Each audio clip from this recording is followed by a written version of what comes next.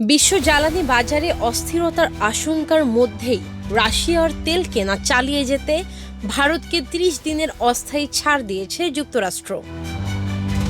মধ্যপ্রাচ্যে চলমান উত্তেজনা এবং হরমুজ প্রণালী নিয়ে অনিশ্চয়তার প্রেক্ষাপটে এই সিদ্ধান্ত নেওয়া হয়েছে বলে জানিয়েছে ওয়াশিংটন। শুক্রবার মার্কিন অর্থমন্ত্রী স্কট ব্যাসেন্ট সামাজিক যোগাযোগ মাধ্যম এক্সে দেয়া এক বার্তায় জানান, এই ছাড় স্থায়ী নয়। মূলত সমুদ্রে ইতিমধ্যেই অবস্থান করা রুশ তেলের লেনদেন সম্পন্ন করার সুযোগ দিতেই এই ব্যবস্থা নেওয়া হয়েছে। প্রতিবেদন অনুযায়ী গত সপ্তাহ পর্যন্ত এশিয়ার জলসীমায় প্রায় ৯৫ লাখ ব্যারেল রুশ তেল জাহাজে করে অবস্থান করছিল। নতুন সিদ্ধান্ত অনুযায়ী ৫ মার্চের আগে জাহাজে তোলা তেলের ক্ষেত্রেই এই ছাড় প্রযোজ্য হবে। তবে এই সুবিধা সীমিত সময়ের জন্য। যুক্তরাষ্ট্রের সময় অনুযায়ী আগামী ৪ এপ্রিল রাত ১২টা ১ এই অনুমতির মেয়াদ শেষ হবে। মার্কিন প্রেসিডেন্ট ডোনাল্ড ট্রাম্পের প্রশাসন বলছে, বৈশ্বিক জ্বালানি বাজারে চাপ কমাতেই আপাতত ভারতকে এই সাময়িক ছাড় দেওয়া হয়েছে।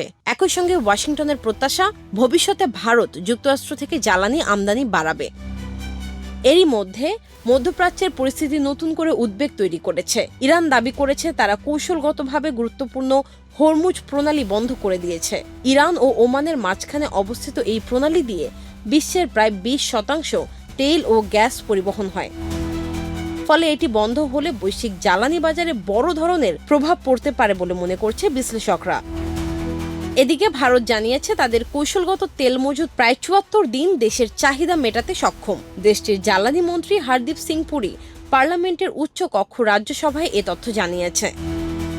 অন্যদিকে যুক্তরাষ্ট্র এর আগে দাবি করেছিল ভারত রাশিয়া থেকে তেল কেনা কমানোর প্রতিশ্রুতি দিয়েছে। তবে এই বিষয়ে ভারত সরকার এখনও আনুষ্ঠানিকভাবে কিছু জানায়নি। রাশিয়ার পক্ষ থেকে বলা হয়েছে ভারতের সঙ্গে জ্বালানি বাণিজ্য উভয় দেশের জন্যই লাভজনক এবং এটি বৈশ্বিক জ্বালানি বাজারে স্থিতিশীলতা বজায় রাখতেও সহায়তা করবে।